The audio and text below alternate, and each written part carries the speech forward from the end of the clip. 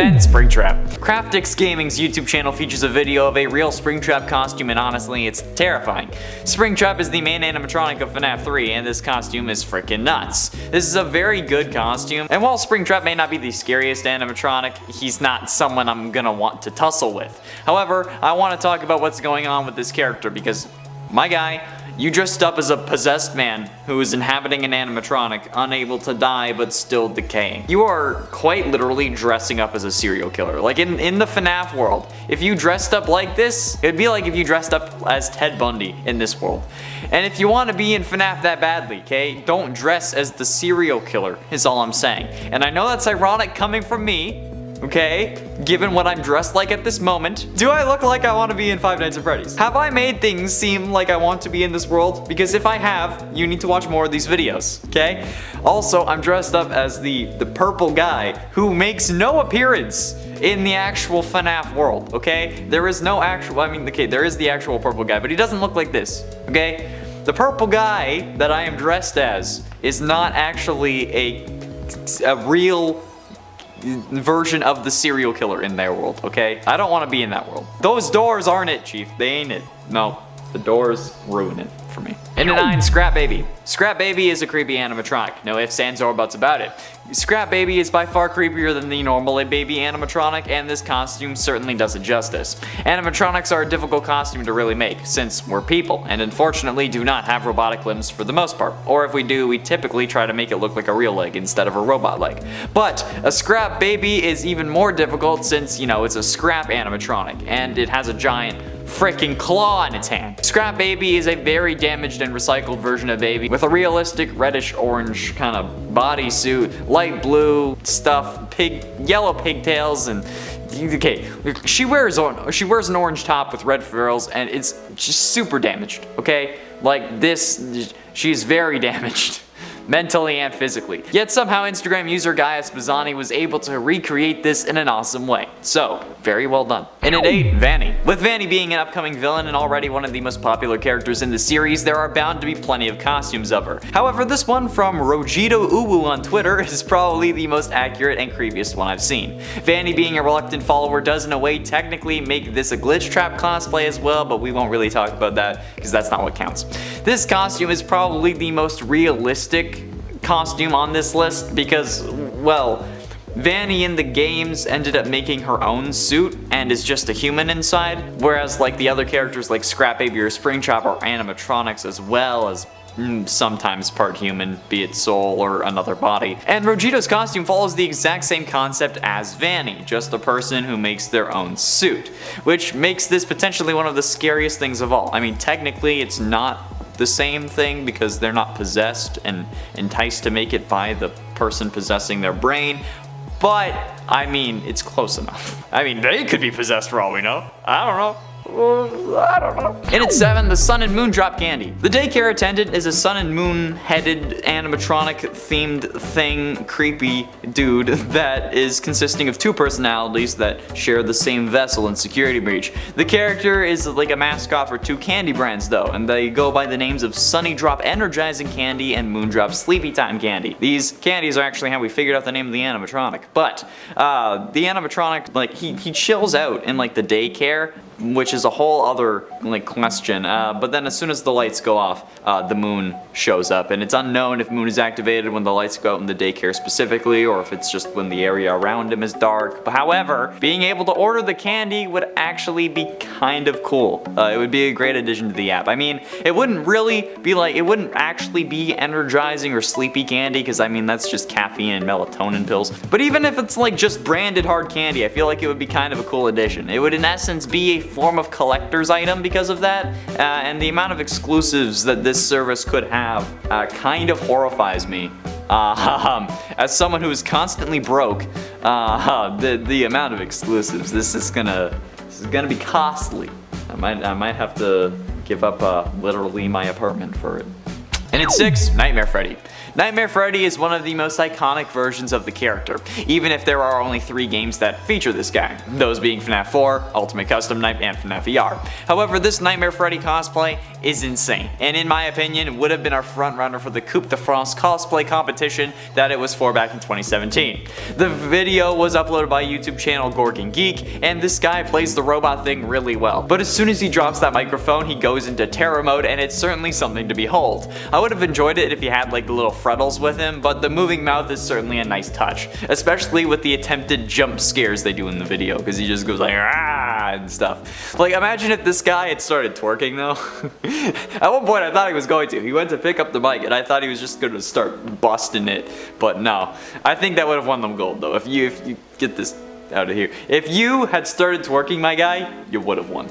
I don't know what place you came in, but if you'd twerked, you would have won. Halfway through into number 5, Arthur Gary Bishop. Arthur Gary Bishop was an American serial killer in 1983, and as a result of a routine police investigation, he confessed to the murders of 5 young boys between 1979 and 1983. Bishop was born in Hinckley, Utah, and was the eldest of 6 brothers. Bishop was raised as a devout Latter-day Saint, Mormon, and was an Eagle Scout and an honor student, which is already suspicious in comparison to Afton, given that Afton was also regarded as intelligent given his talent for animatronics, especially in the 80s, and his passion for business. But not only that, Bishop also operated under an alias. Bishop was arrested for embezzlement in February of 1978 and given a 5-year suspended sentence, but he skipped his parole and fled to Salt Lake City, living under the alias of Roger Downs. Under this alias, Bishop would then kill 5 boys between 1979 and 1983. It's also interesting that multiple key dates in Bishop's life line up closely to releases of FNAF games. On July 14th, 1993, he was arrested, and FNAF 4 came out on July 23rd, 9 days after that.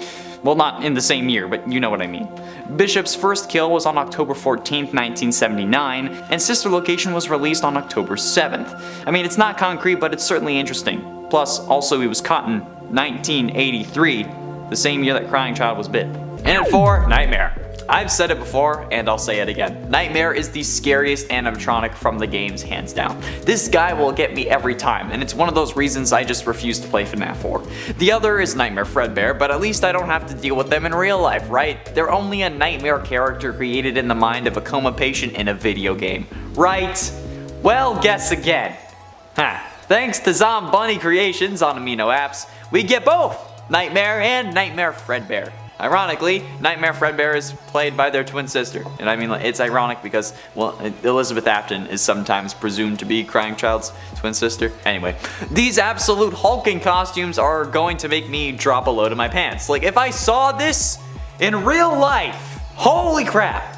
Like, imagine actually living in a house that is at least kind of laid out like the one from FNAF 4.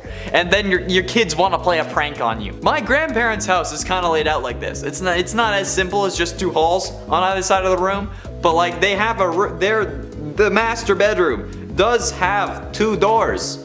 So theoretically, that's something that can be reenacted there. I don't want to do that. No. Getting close to the end in number 3, good food. However, personally, I would like to see actually good food come out of the delivery service, but I'm gonna be honest, I don't really have high hopes for it. I am pretty skeptical, mostly because they're just menu items that the restaurant that is doing this will also start making, and since the quality of those items is only associated with the virtual dining concept store, being Fazbear delivery service, instead of actually the restaurant that's making it, they can probably get away with slacking. Since if the quality of, let's say, your Mr. Beast burger isn't the greatest, I'm thinking, oh, I'm not going to order from Mr. Beast burger again, despite it being the Wendy's that made it. So in my head, I'm like, yeah, I can order from Wendy's, but let's avoid Mr. Beast burger despite them being literally the same kitchen. Do you see what I'm saying? So, like, I'm hoping that these restaurants are actually end up making this, like, that make the food will be making enough from it that they actually want to have it be good quality, even after the initial wave of orders, okay? I also hope that we'll have more than just like pizza and like the same pizza that the place would make regularly, okay? For some reason I have the idea of like pizza balls from the Multiverse of Madness, okay? Because honestly, that would be unique and that would be awesome. But like, that, aside from the pizza rolls that they initially said that they would have, okay, the ones with like the unique twist in game tie-ins that we still have no idea what that means. I want more unique things things than just pizza rolls. You know, you get me? Then ultimately in at number 2, Twisted Freddy. Holy ever living hell, okay? This is a horrific masterpiece that I could only hope to achieve. This full body Twisted Freddy costume is probably one of the most horrific FNAF costumes I've ever seen. Especially because I believe that the Twisted animatronics are probably the scariest version of the animatronics present in the novels, and a solid tie for the scariest animatronics alongside the nightmare ones from FNAF 4. This is some pretty damn expert craftsmanship if you ask me though, okay? This is a full body suit and it blows my freaking mind. Like, look at this. It would weigh a ton and it would definitely need a hander, especially if my clumsy was the one walking around in it, but it straight up looks like if Freddy Krueger were an animatronic. And I mean, I'm not mad about it in the slightest, but like, it's still freaking creepy. So well done, DeRegular Sauce, who is the Twitter user behind this glorious creation. Well done. And finally, in at number 1, Withered Bonnie. This Withered Bonnie cosplay is probably the scariest damn FNAF cosplay I've ever seen. This is incredible and comes from the YouTube user The Nick of Time. At first I legitimately thought that this was CGI instead of an actual costume, but lo and behold, it was just an insane costume. Glowing eyes and seemingly actually aluminum parts, and a chest that opens up that you can push it out with your other hand, which is honestly actually a decent scare. Frankly, in the video I was kind of taken aback when they did that, so in real life I'm sure that it results in at least a bit of a jump scare, but this kind of thing always impresses the hell out of me, because like the closest I've come to making a full costume was when I helped someone work on one of theirs. But that's the closest I've gotten. Hey, I made like a lightning bolt for the chest, and I made paper cup, like bracers, that's about it. This is hella impressive to me. I don't understand how people do this. And at 10, Brian Wells. This is certainly an interesting case that you may not really think relates to William, but let me explain my thought process. Brian Douglas Wells was an American pizza delivery driver who was killed during a complex bank robbery plot. The plot involved a collar bomb, a scavenger hunt, the robbery itself, and a pizza delivery man. Following an attempt to rob PNC Bank, Wells was surrounded by police. That's when the bomb around his neck ended up detonating, killing him. And while his family denies that he was a part of it, investigators and a federal prosecutor concluded that Wells was a knowing participant in the bank robbery. However, he was told that the bomb was fake and he did not know that his co-conspirators intended for him to die. Now, I think that it was probably detonated because he got caught and they didn't want him to rat on them, and that is the prevailing theory amongst these people as well, amongst the prosecutor and whatnot. But aside from being a pizza delivery man for Mamma Mia's Pizzeria, what possible connection could he have to Afton? Well, being killed by a device that was supposed to be safe, for one, the spring locking and the collar, being betrayed by your peers, in William's case most likely Henry, and the affinity for complex plans. I feel like this may have been at least a slight source of inspiration, especially since this came up when I searched for pizza place serial killers, because I was hoping that there would be one. That's weird to say. Let's just move on. And at 9, Andrew Cunanan. Andrew Cunanan was born in San Diego, California, and eventually settled in San Francisco's Castro district and socialized with older, wealthy gay men while indulging heavily in illicit substances. It's unclear what set him off, but he began a cross-country killing spree of 5 unknown victims, the last of which was actually fashion designer Gianni Versace. Cunanan killed himself on a Miami boathouse in 1997, and if that didn't set off an alarm, congratulations, you have not been ruined by FNAF yet. However, William Afton also had 5 victims at least, but definitely only had 5 when FNAF 1 and even around FNAF 2 was released. And while FNAF 1 does take place in 1993, many have theorized it to instead take place in 1997, which is unlikely given the minimum wage of the times and the connection to another real person, but nonetheless, it's certainly an interesting case of more possible dates lining up and the same number of victims. You know, a lot of people on this list are actually going to have 5 victims, and it's extremely creepy. And at 8, Nathan Dunlap. In December of 1993, after Chuck E. Cheese had closed in Aurora, Colorado, Margaret Kohlberg, who was the manager of this Chuck E. Cheese, was tallying receipts in the back room. While she was doing that, Bobby Stevens was scrubbing down the kitchen, and Ben Grant, Colleen O'Connor, and Sylvia Crawwell were all working in the main party area. However, there was someone hiding in the bathroom, 19-year-old Nathan Dunlap, who earlier that year had begun working as a cook, but was fired after an argument over his hours. But this time he was looking for for revenge. He exited the bathroom and began firing, killing everyone in the building. First Sylvia, then Ben, then Colleen. Then he went into the kitchen where he shot Bobby, although Bobby ended up surviving and was actually a key witness in his case. Then Nathan went to the back room where Margaret opened the safe before being shot twice. Nathan filled her bag with $1,500 cash, arcade tokens, and keychains, but thanks to the security cameras, he was promptly arrested and sentenced to death. Thanks to MatPat and his first game theory on FNAF, this one is fairly well known, hence why it's closer to the top, but if I didn't include it, I feel like everyone in the comments would have asked me why, so there you go. And at 7, Ennard.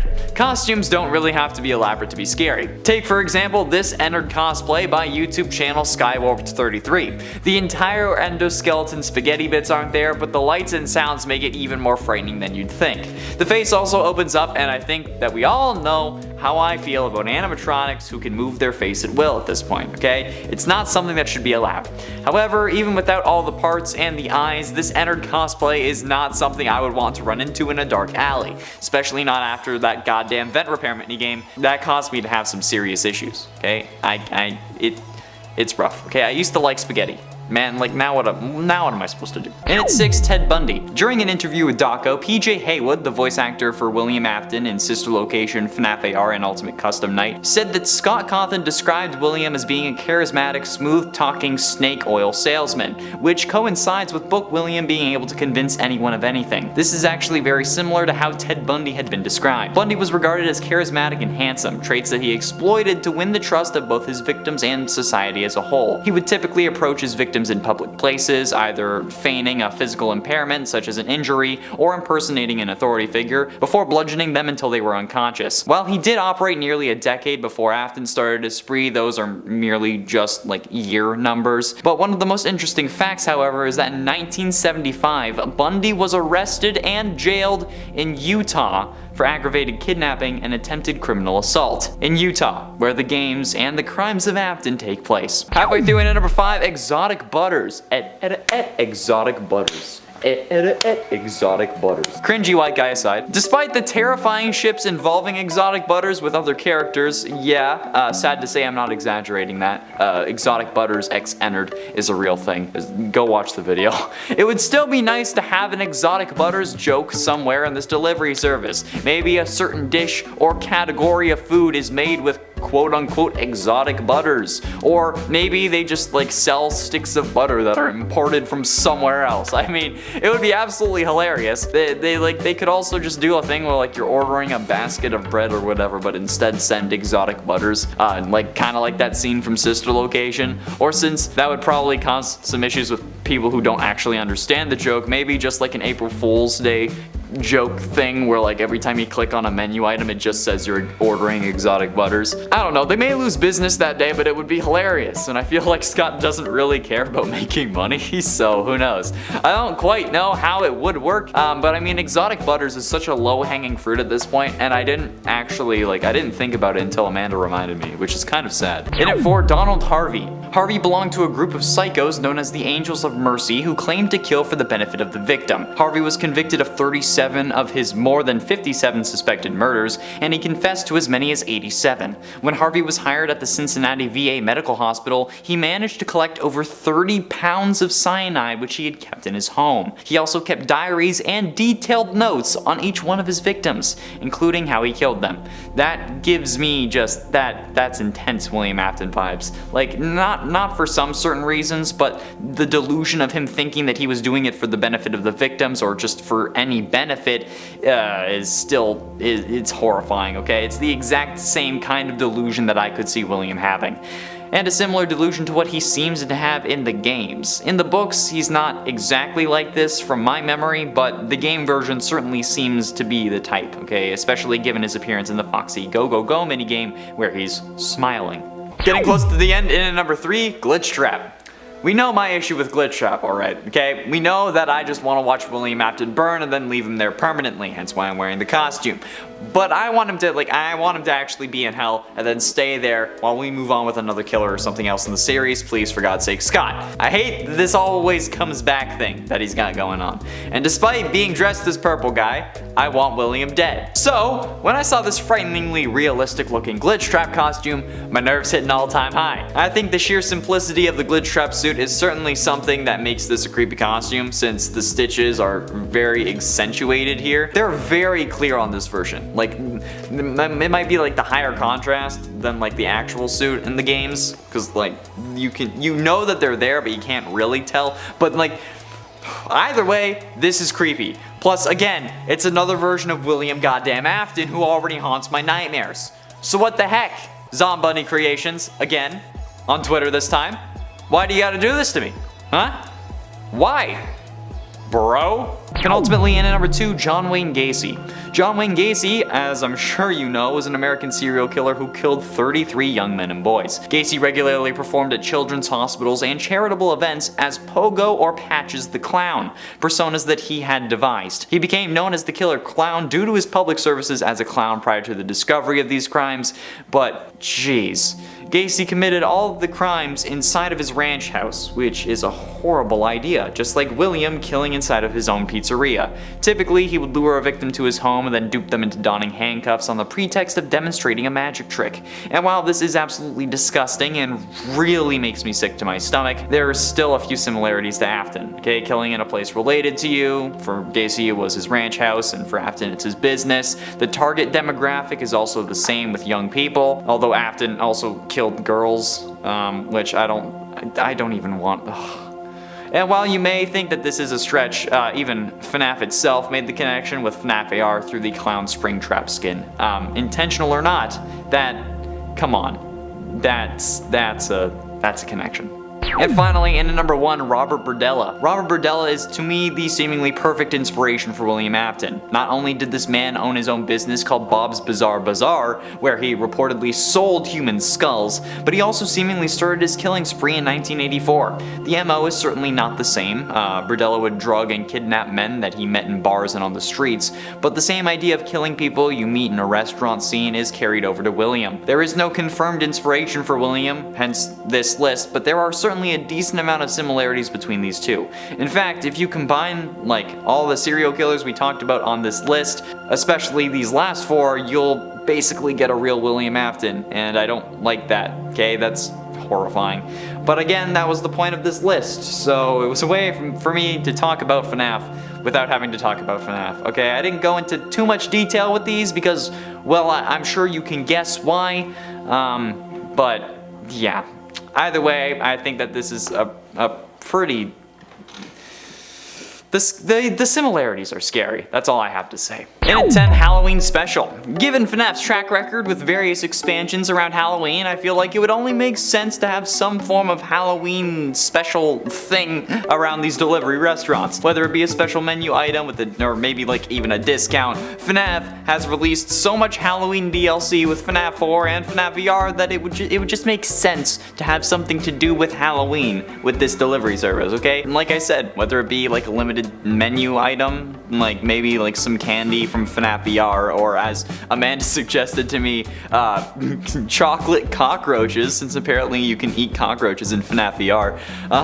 Apparently it's also required to get the Let's Eat achievement, which is hilarious, but it could also just be like a random Halloween theme for the store, alright? That you can just like as you're scrolling through, you can see like Springtrap or the puppet watching us while we just scroll and needlessly spend our money only to make us sit on our couches and watch more YouTube. I mean, like, if you're watching us, that's probably the best way to spend the inevitable end of the world, but I mean, like, come on.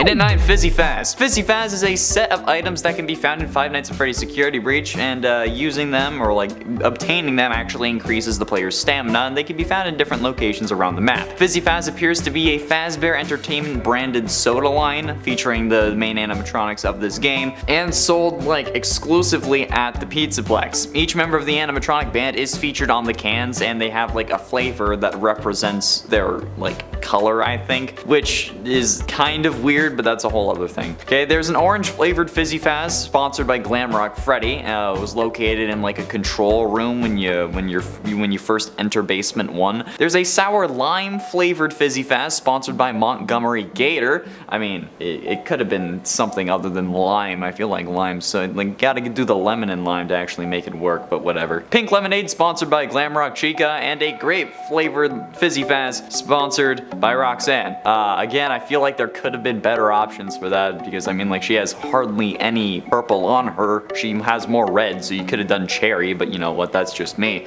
But having those cans or even just that kind of branding available on the app would be pretty sick, even if it's just like in the style of like those Funko soda cans, you know, like that have the figure inside, or maybe it's just like a beer cozy or something. That'd be fun. And it ate themed meals. Just like how McDonald's has like the Happy Meals, Freddy's could have some form of themed meals as well, whether they be based on the games or on a favorite animatronic. I think that there would definitely be some form of like pizza, it's like a food theme that you can order, especially with the pizza. If there aren't like different combinations for the different popular animatronics, I'm gonna be mad, okay? I need to be able to order Chica's favorite pizza mashup, okay? I need the Freddy Fazbear Meat Lovers, or maybe the Monty Gator Meat Lovers, because he's a crocodile. The crocodiles are meat. You know what I mean, okay? The Freddy Fazbear one might have like anchovies on it, because like he's a bear and anchovies are fish, you know? I think it would certainly help make this place feel like more of a Fazbear delivery service than just another pizza restaurant, okay? Like how Mr. Beast has like the whole like Carl's grilled cheese or like the Chandler burger on his store. Yeah, this is that kind of concept, except it's just themed for animatronics instead of people. And it's 7 Burke and Hare. The Burke and Hare murders were 16 serial killings committed over a period of about 10 months in 1828 in Edinburgh, Scotland. The 2 men who committed these killings, last names Burke and Hare, were doing it because they also sold the corpses to Robert Knox for dissection at his anatomy lectures. There's actually a shortage of corpses in Edinburgh, and thus people actually started grave robbing and selling the corpses rather than selling the possessions, since a loophole in the system only considered it a theft if the body was taken with its clothes. Naked corpses were fine to take though, apparently. They didn't really think that one through. These 2 were killing in the name of science, something that we suspect William was doing as well. However, they actually were, in a messed up way, contributing to the furthering of science, whereas William is only doing it for his own selfish reasons and to become immortal. After Hare was given immunity to confess to the murders so that they could convict Burke, Burke was sentenced to death. Shortly afterwards, his corpse was dissected and his skeleton was displayed at the Anatomical Museum of Edinburgh Medical School, where, as of 2021, it actually still remains.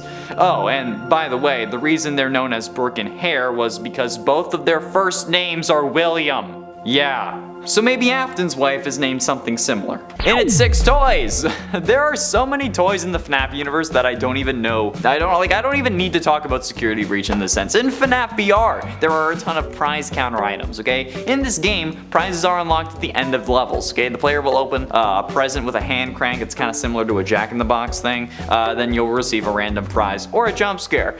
There are 105 separate prize items in Help Wanted, and 70 of those are not food items. Even if we went to like the action figures only, much like how McDonald's and Burger King gave out or used to give out toys, the Happy Meals, maybe like the Fazbear delivery service could do the same thing, but not a Happy Meal because, you know, copyright. I don't quite know how it would work. They would need smaller versions of those action figures and whatnot, and I feel like it would be a lot, but it would be a little something extra for the kids who wouldn't really be satisfied having just FNAF branded food, which I mean is understandable. Like, you don't buy food, you rent it. Am I right, fellas?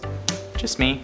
Okay, well, I don't really want to keep a greasy branded pizza box around my apartment as a memory, okay? So like, an optional toy would be a good idea. I also have no FNAF merch aside from that one shirt that I can't find anymore, so yeah. Halfway through into number 5, Buff Helpy. Okay. This may not be a cosplay, but Buff Helpy is probably the most disturbing non-cosplay character I can really include on this list. If you didn't already know, Buff Helpy is a meme that was created on a Daco FNAF meme review video and has ever since been haunting him and the rest of the community. Don't get me wrong, okay? I love Helpy. But this Buff Helpy meme has generated a whole load of Buff FNAF character ideas, and it terrifies me now. There's nowhere is safe from these creations. If you look up any character, you're bound to find a buff version of them at some point. You just need to scroll down enough, okay? It's one of the rules of the internet. Okay, same thing with what happens to Chica. But no matter what, this is just some psychological torment that I wouldn't wish this on my worst enemy, actually. But I'm talking about it because, like, it's Halloween, and the world is currently my worst enemy, so if I have to look at this thing on a regular basis when I'm writing these goddamn lists, you have to look at it for this one number, okay? One number. That's all I ask. And for branding, I think that the appeal of this delivery service isn't going to be the food exactly, okay? It's going to be the fact that you're ordering from a place known as Freddy Fazbear's. And that's really the whole driving point behind this business venture. That's what it is, okay? Honestly, the only reason people order from Mr. Beast Burger is because they like Mr. Beast and or want him to notice them. Kind of like tier 3 subs on Twitch. Yeah, despite it being a very, very low possibility, because, you know, it's Uber Eats, you still try. And before you tell me it's because you like the food, that seems impossible to me. I mean, unless Mr. Beast Burger is different in the States. Okay, I've ordered it twice and maybe got a couple of the most disappointing meals I've gotten on a delivery app, okay? The worst one was when the driver put my pizza box upside down, but like that's not the point. My point is that if people are going to order Fazbear's, it's going to be because it's Fazbear, okay? Even if the food isn't great. So, driving home the branding and making it really good and iconic is going to do a lot for them in the long run, especially after the novelty wears off when it first releases. Trust me, okay? I went to school for this kind of thing, so I have a pretty good idea. Plus, also, have you seen this channel? Branding things with FNAF is kind of my thing. Getting close to the end in number 3, Thomas Lee Dillon. Thomas Lee Dillon was a serial sniper found guilty of killing 5 men. Again, with the 5. Directed by voices in his head, Dillon killed people randomly. According to attending psychiatrists, Dillon's delusions of grandeur spilled over into the reality of his life and the lives of his victims. His victims were killed by a high-powered rifle while they participated in outdoor activities, sometimes hundreds of miles from Dillon's home. Authorities did not link the killings to Dillon until he actually sent a letter to a local paper. After the FBI put together a criminal profile of the killer, a friend of Dillon's actually brought into the attention of the authorities, which in my mind is very close to the story of William Afton. The amount of victims, the authorities only investigating those murders after they got tipped off by a friend of the killer, in Afton's case that being Henry, the delusions or the voices in his head could be him being possessed. But honestly, a whole load of these people are just so much like William, it's terrifying. But ultimately, in at number 2, inside jokes. Now, this kind of goes hand in hand with the exotic butters thing, but I'm thinking like fandom specific jokes. You know, like, yes, exotic butters, but what about the rest? Amanda suggested Coffee's Coffee from Scott's other game, A Desolate Hope, and honestly, I think that that's a great idea. I mean, Coffee's character is canon in FNAF thanks to the FNAF 3 VR Easter egg where Coffee can appear on your desk, and maybe A Desolate Hope is one of the in-universe Scott's other games that he made before he was being paid by Fazbear to start making fun of their tragedies, so I think that it would absolutely be possible and funny to include that as a bit of a nod to the fans. There are also plenty of other jokes that they could reference, be it in the packaging or other products. Obviously, there were the ones that we mentioned previously, pizza for the main cast of the animatronics, toys that could have some jokes as well, like maybe a Buff Helpy toy, which would be actually terrifying. Please don't do that. There are like, even if some of the boxes have like Toy Freddy being aggressive or something, I think that those would be a great way to help make the fans feel like they're getting a little bit of extra value out of their order because they know the series. Otherwise, like, what's the point of being invested in it if there's no jokes or hints to pick up on, you know? Like, kind of like a relationship, because all those have gone so well for me. I know what I'm talking about. Yeah, giant flashing sarcasm sign, like the gif from Big Bang Theory, you know? And finally, in at number 1, secret lore. I think finally the thing that we all want is for there to be some kind of secret lore that is going to be revealed with these restaurants. Like maybe a secret code here and there, or maybe they end up revealing who caused the bite of 87 for real, or finally confirm that Crying Child is the one you should not have killed because no one believes me. But no matter what way you slice it, I think that we're all hoping for and even kind of expecting some secrets to come out of these restaurants. I mean, we got it with the Fazbear Frights books, we got it with the sister location toys because, you know, you bought them all and they all made Ennard. We even got it with the goddamn survival logbook. So, especially in lieu of this being discovered after MatPat suggested a potential FNAF ARG, I think we're all going to be surprised if this has nothing to do with that possibility. Honestly, I'm fairly certain that the only reason the Twitter account was revealed despite joining in January of 2021 was because of this leak and because people found out, okay? They were certainly going to be more delayed before revealing, suggesting that this was probably going to open in 2023, which also just so happens to be the time that Fazbear's Fright opens in Universe, the location we explore in FNAF 3,